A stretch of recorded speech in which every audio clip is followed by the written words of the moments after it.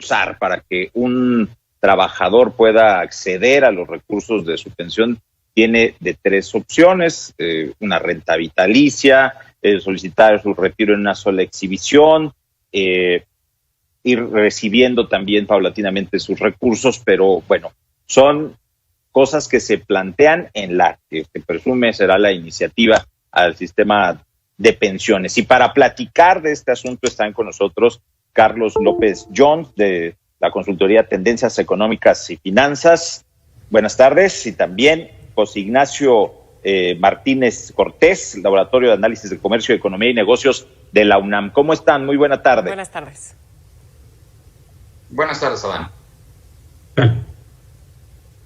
Y bueno, para iniciar con este intercambio de ideas, de opiniones, lo cierto es que de entrada conocemos todavía cómo será realmente esta reforma, esta iniciativa de reforma al sistema de pensiones. Nos han dejado ver algunos aspectos, iniciando por ahí. ¿Cuáles son las bondades de lo que hasta ahora conocemos podría tener esta iniciativa de reforma?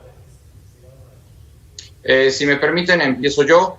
En primer lugar, como bien se señala, con lo que actualmente se aporta el 6%, pues la pensión ronda entre el 25 y el 30% del último sueldo. Quien hoy gana 10,000 terminaría con una pensión de 3,000 y eso no está bien.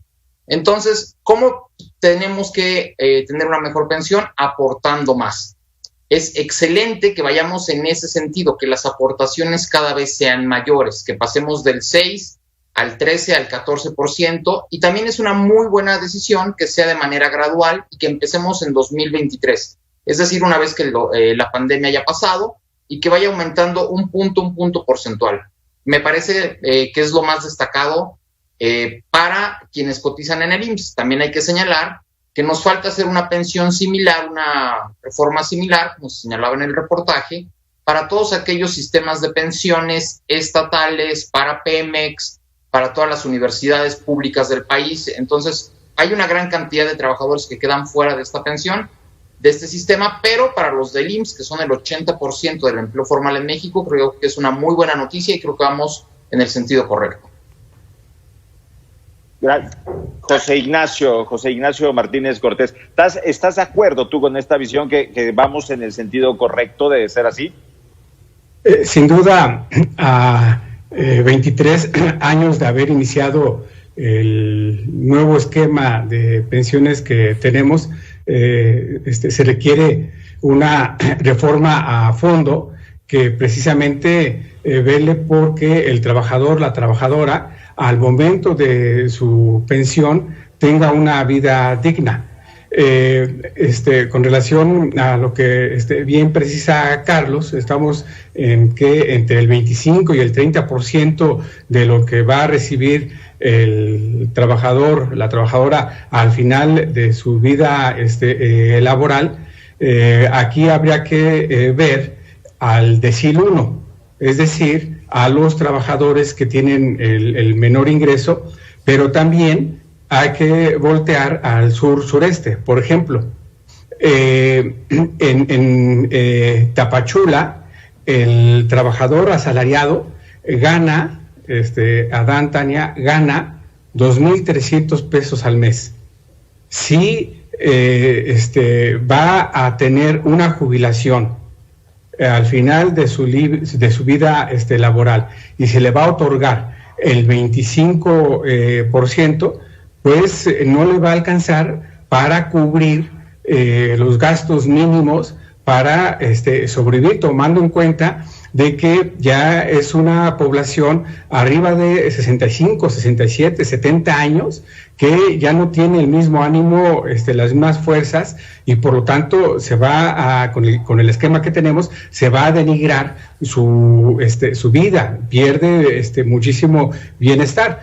Por eso es que, y lo digo así abiertamente, por eso es que en la UNAM muchos profesores, muchas profesoras piensan muchísimo si llegan a su esquema de jubilación, precisamente por lo que comenta bien Carlos, en el sentido de que se reduce hasta en un 25% su ingreso, es decir, pierde el 75% de su ingreso laboral.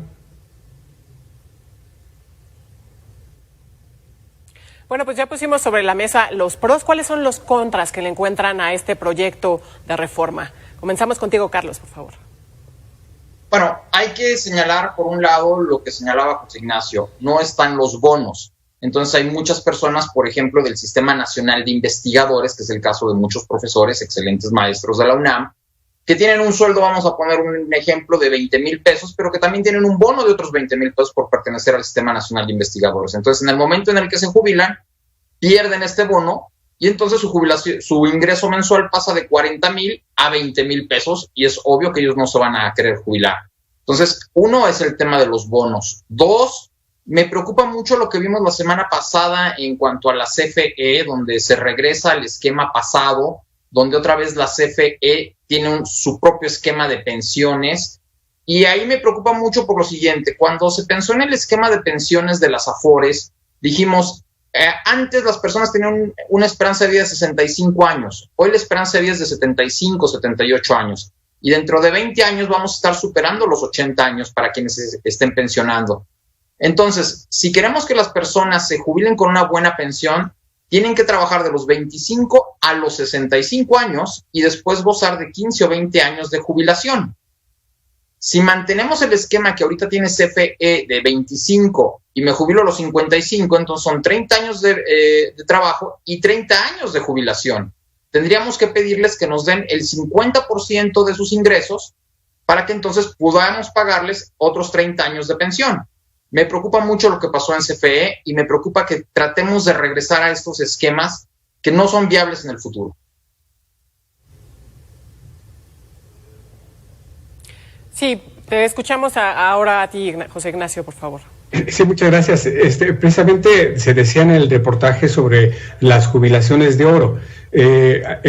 Sumando a lo que dice Carlos, yo agregaría a más allá de CFE, también las jubilaciones por el sueldo oneroso que se tiene en Nacional Financiera, en Banco Nacional de Comercio Exterior, sí, y otras instituciones de banca de desarrollo que tiene el gobierno y que tiene estas jubilaciones que también habría que ver ahí que sea piso parejo. No tanto una desventaja, pero sí una falta de cultura que se tiene por parte del trabajador, de la trabajadora, quizá porque no alcanza el ingreso, es el ahorro voluntario para abonar a la AFORE.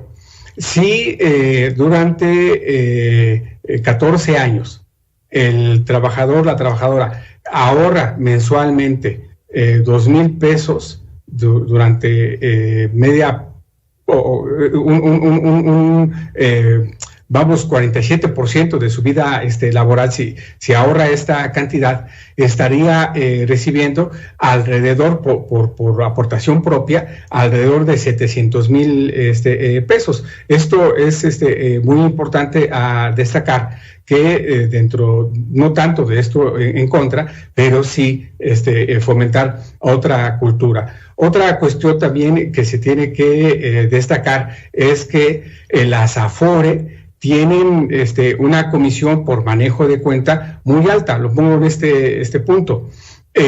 Por un peso que ahorre el trabajador, la trabajadora, hay AFORES que se quedan solamente por manejo de cuenta entre 80 y 85 centavos, es decir, el trabajador realmente está aportando 15 centavos. Poniéndolo en una media, las AFORE están cobrando 75 centavos de un peso por manejo de cuenta, lo cual también se tiene que revisar esa situación, tomando en consideración que el trabajo, la administración que realiza las Afore es el mismo. Sí, aquí yo creo que sí es muy importante destacar y habría que llamar fuertemente la atención a el importante teleauditorio en el sentido de que revise su cuenta, ¿sí? Cuánto es que le está cobrando por comisión la Afore, para que ponga ahí atención en el sentido de que hay Afores que por el mismo trabajo están cobrando un 45% menos que la Afore más alta. Carlos López Jones, preguntarte a ti, ¿qué hay esto de que puede encarecerse el trabajo formal? Primero, planteártelo a ti primero. Bueno, es la forma en la que el gobierno vendió perfectamente bien esta Afore y es como la va a vender, diciendo que el empresario es el que va a terminar pagando la mayor parte de las aportaciones. Eso no va a suceder. Básicamente, como se hace el costeo laboral, es decir, esta plaza a mí me cuesta 8,000 pesos. Y entonces, ¿cuánto es de seguridad social? Bueno, pues es el 30%. Entonces, al trabajador le voy a ofrecer un sueldo de 5,500 pesos, por decir algo. En 2023, lo que va a pasar es que en lugar de aumentarle 4% al trabajador en su sueldo, se le va a aumentar 3% y 1% a su Afore. En 2024 va a pasar exactamente lo mismo. En lugar de aumentarle 4% o 5% a su sueldo, se le va a aumentar 3% o 3,5% a su sueldo y el otro por ciento a su Afore. Lo que vamos a tener dentro de 10 años, y eso es excelente, es que los trabajadores en el sector formal van a estar aportando el 13% de su sueldo al ahorro. Ya hoy las Afores tienen 3 billones de pesos, que eso es el 15% del PIB mexicano, y es una excelente noticia tanto para el gobierno como para los trabajadores y para México en general, porque le da una gran fortaleza al peso. Toda la deuda que emite el gobierno se la pueden quedar las Afores. Todos aquellos proyectos de largo plazo se los pueden quedar las Afores y los pueden financiar en el largo plazo. Y esas son excelentes noticias para la economía nacional. Sí, en los próximos años, lo que va a pasar es que en lugar de aumentar 4% por medio del sueldo, va a aumentar 3% el sueldo. José Ignacio, ¿compartes esta visión de las cosas? Sin duda, habría que sumar a lo que bien dice Carlos, ya lo mencionó, en la cuestión de los bonos de las universidades. Habría que mencionar de manera general que el patrón, cuando realiza el aumento al trabajador, ¿sí? Se dice es 3% de aumento, solamente que 2% puede ser en prestaciones y 1% en salario o a la inversa. En el momento que lo recibe el trabajador, quiero pensar en prestaciones, que en ocasiones es más conveniente la prestación que propiamente el salario en sí. De manera inmediata es fabuloso, pero al momento de la jubilación es ahí donde se ve reducida la participación del trabajador en la Afore, porque las prestaciones no se suman a lo que el patrón está aportando en la Afore. Si se le aumenta al trabajador 3% y se está ofreciendo 1% en directo al salario, es ese 1% el que va a cotizar en la Afore. Sí, y por lo tanto, ahí también debe tener una importante revisión el trabajador, en el sentido de que quizá en este momento no lo vemos muy cercano, pero cuando ya el trabajador está entrando a los 60 años, comienza a ver la perspectiva de su Afore y se da cuenta que con lo que ha ahorrado en los próximos 15, 20 años, como bien precisa Carlos, en cuanto a la edad que se tiene por parte de los mexicanos, de las mexicanas, las mujeres entre 80 años llega a su vida biológica, las mujeres en 85 años llega a su vida biológica, y a los hombres alrededor de 80 años. Entonces, en esos 15, 20 años, el trabajador no va a tener, por cuestión de que no se puso una atención debida, una vida digna, en el sentido de esa jubilación que va a ser muy precaria.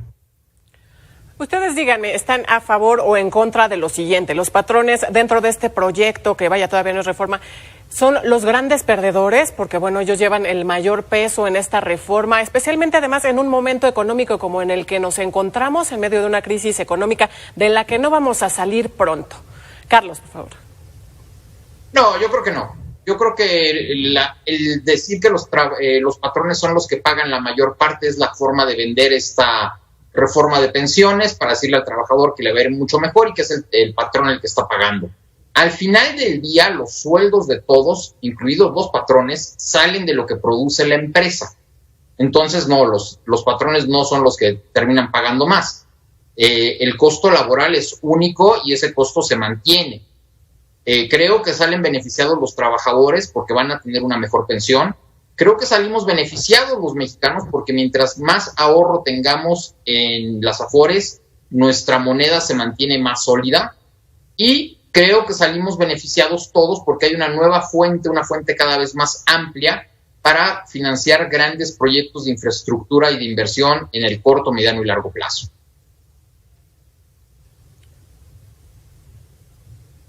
José Ignacio, ¿coincides con Carlos?